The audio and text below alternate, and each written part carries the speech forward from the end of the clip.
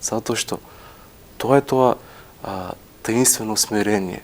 Тоа е тоа смирение кој тој го покажува и со тоа што смирено ги прифаќа страдањата, смирено ја прифаќа смртта крсна и смирено прифаќа да слегне во гробот, во адот. Тоа се случува на Велики петок.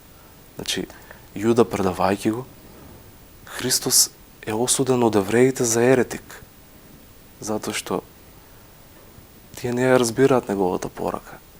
Сметаат дека тој ги нарушува нивните обичаи, го нарушува поредокот, стравуваат дека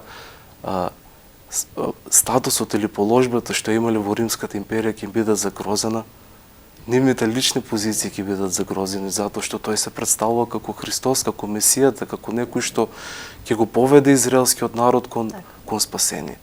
И за нив тоа било скандалозно и по секоја цена сакале да го отстрнат, макар и да го убијат.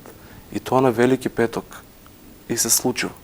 Го носат пред Понтиј Пилат, Христос е осуден, мачен, биен, исмеван, плукан и распнат на крст.